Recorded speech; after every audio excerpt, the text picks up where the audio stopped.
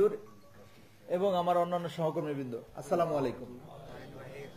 আপনাদের সবাই আমার এখানে এসেছেন, আমি আপনাদের সবাইকে আন্তরিক শুভেচ্ছা এবং অভিনন্দন জানাচ্ছি। আপনারা জানেন যে মোবাইল আসলে মানুষের খুব শখের বিষয় এবং ভালোবাসার বিষয়। আসলে হারায় গেলে কিন্তু মানুষের অনেক কষ্ট লাগে। যার হারায় সেই বুঝে যে আসলে এটা কষ্ট কতটুকু। আবার অনেক সময় অনেকের পার্সোনাল তথ্য থাকে, আবার অনেকে অতি পার্সোনাল ভিডিও মোবাইলে করে রাখে। এই ভিডিও আবার অনলাইনে লিক হওয়ার সম্ভাবনা আছে। তা আমি আসার পর, আমি এখানে 2 মাসের কিছুদিন বেশি হলো আমি এখানে এসেছি। আসার পর আমরা এই মানুষের হারানো মোবাইল উদ্ধারের এই কার্যক্রমটার জন্য গতিশীলতা করি। এখানে আইসিটি বিভাগ নামে একটা আলাদা, আইসিটি এবং এলআইসি একসাথে করে কিছু ইয়ং ছেলেদেরকে দায়িত্ব দেই। এর মধ্যে আছে আমাদের এএসআই আবু বকর, আমাদের পুলিশ কনস্টেবল আলামিন, কনস্টেবল আলমগীর, এরা কাজ করেছে। আমরা এই জাস্ট 2 মাসে আমরা 31টা মোবাইল, না 31টা আপনাদের ভালোবাসার এই মোবাইলগুলো উদ্ধার করতে পেরেছি।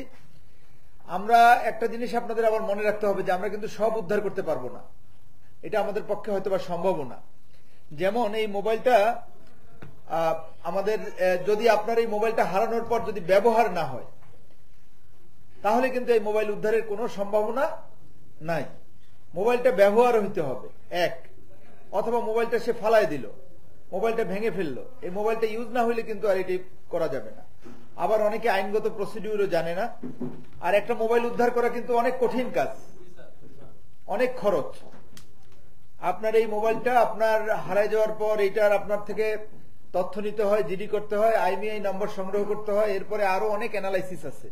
সেই অ্যানালাইসিস করে দেখতে হয় যে এটা কার কাছে আছে, তারপরে তার কাছ থেকে এটা নিয়ে আসতে হয়। আবার অনেক মোবাইলের সাথে অনেক ক্রাইমের ইনফরমেশনও থাকে। তবে আমরা সাধারণত গুরুত্ব দেই যে সমস্ত মোবাইলে ক্রাইম আছে। পুলিশ অত্যন্ত ব্যস্ত থাকে, যার ফলে এর ফাঁকে ফাঁকে আমরা এই মোবাইলগুলো উদ্ধার করেছি। তা আপনারা যারা কষ্ট করে এসেছেন এবং বিশেষ করে আমার যে টিম মেম্বাররা এই মোবাইল উদ্ধার করেছে তাদের জন্য আমরা একটা করতালি দিই। তারা অক্লান্ত পরিশ্রম করেছে বলেই আমরা এই মোবাইলগুলো উদ্ধার করতে পেরেছি। তা আমরা যে পরিমাণ মোবাইল মানুষের হারানো যায় তার একটা ছোট অংশই আসলে আমরা উদ্ধার করতে পারি, কারণ আমাদের ব্যস্ততা থাকে, তারপরে ওই মোবাইলগুলো চালায় না। আবার অনেক সময় অনেক মোবাইল আপনার এই স্মার্ট না, বাটন মোবাইল, ওগুলিও আপনার উদ্ধার করা খুব মুশকিল হয়ে যায়।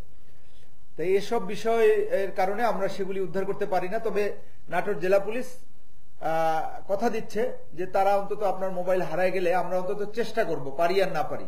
ঠিক আছে, আমার যে টিম তাদেরকে বলেছি যে তোমরা ভালো কাজ করো, যাদের মোবাইল তোমরা উদ্ধার করে দিয়েছো তাদের সামনেই আমি তোমাদেরকে পুরস্কার দেব। তা আমি এই 3 জনকে পুরস্কার দেওয়ার জন্য অনুরোধ জানাচ্ছি। ইয়েটা নিয়ে আসেন, আপনি একজনে দাও, আলমগীর দাও। আসো তোমরা 3 জনের হাতেই দিয়ে দিই একসাথে। বসেন, আপনারা বসেন। প্রথমে আবু বকরকে দেই, আমরা একটু করতালি দিই। ঠিক আছে, ওকে। আমাদের আলামিন, সাইবার ক্রাইম এক্সপার্ট।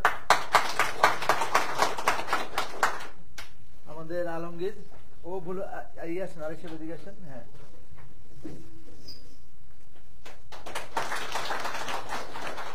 ঠিক আছে, ওকে, থ্যাংক ইউ।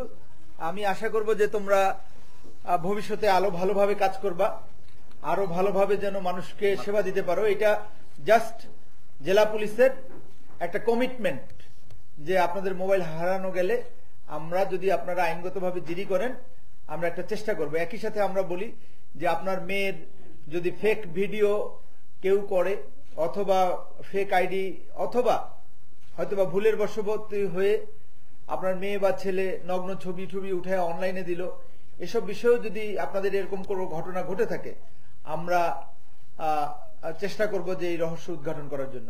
তা আমি এ পর্যায়ে আবু বকরকে বলবো, বা যারা আছে যে 2-1 জনকে ডাকার জন্য, যে আমরা তাদের হাতে মোবাইলটা তুলে দিতে চাই। আপনাদের সবাইকে ধন্যবাদ। আমাদের জন্য দোয়া করবেন যেন আমরা আরো ভালো কাজ করতে পারি। এই আহ্বান রেখে আমি আমার বক্তব্য শেষ করছি। আসসালামু আলাইকুম।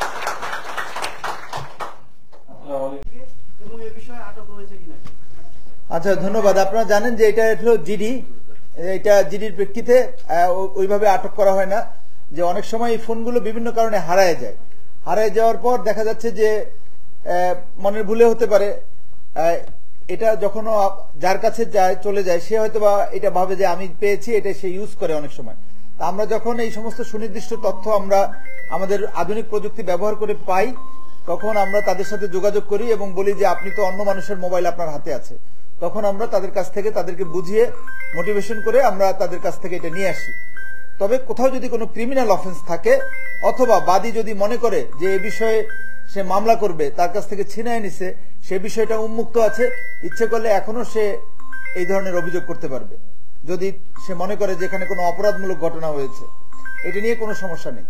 ঠিক আছে, এক একটা ফোন এক এক জায়গা থেকে উদ্ধার হয়েছে, 30টা 40টা ফোন বিভিন্ন জায়গা থেকে উদ্ধার হয়েছে। আবার কখনো কখনো ওই লোকের সাথে যোগাযোগ করার পর কক্সবাজার থেকে সে হয়তো কুরিয়ারেই এটা পাঠিয়ে দিচ্ছে। ধন্যবাদ। আচ্ছা।